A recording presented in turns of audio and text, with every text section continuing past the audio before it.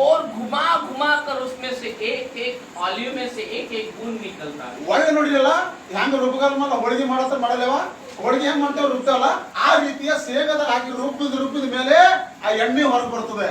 प्रभु हम सब लोगों को कष्ट के प्रोसेस से जाने के लिए कहना चाह रहा है। ಯೇಸು ಸ್ವಾಮಿ ನಮ್ಮ ಎಲ್ಲರ ಕಷ್ಟಗಳನ್ನು ನೋಡಿ ತೆಗೆದು ಹಾಕುವುದಕ್ಕಾಗಿ ನಮ್ಮನ್ನು ಹಿಂಡುತ್ತಾ ಇದ್ದಾನೆ। आप सुबह से लेकर रात तक कष्ट कर रहे हैं, लेकिन आपको आपकी मेहनत का मेरे प्रियो प्रॉफिट नहीं मिल रहा है। ಮುಂಜಾನೆ ಜಾವದಿಂದ ಸಾಯಂಕಾಲದವರೆಗೆ ಕೆಲಸ ಮಾಡ್ತೇವೆ, ಅದರ ಬೆನಿಫಿಟ್ ನಮಗೆ ಸಿಗ್ತಾ ಇಲ್ಲ। इसका सबसे बड़ा कारण है, ಆ ಒಂದು ಮುಖ್ಯ ಕಾರಣ ಏನಂದ್ರೆ हम काम तो कर रहे हैं लेकिन हमारा काम प्रभु में नहीं है। ಕೆಲಸ ಮಾಡುತ್ತಿದ್ದೇವೆ ಆದ್ರೆ ಯೇಸು ಸ್ವಾಮಿಗಳ ಕೆಲಸ ಇಲ್ಲ। बाइबल बताती है प्रभु में किया गया कोई भी परिश्रम व्यर्थ नहीं जाता है। ಯೇಸು ಕ್ರಿಸ್ತರು ಹೇಳುತ್ತಾನೆ ಯಾರು ವ್ಯರ್ಥವಾಗಿ ಇರದಂತೆ ಎಲ್ಲರೂ ನಿತ್ಯ ಜೀವ ಇರಬೇಕೆಂಬುದಾಗಿ। आप सुबह से लेकर मेरे प्रियो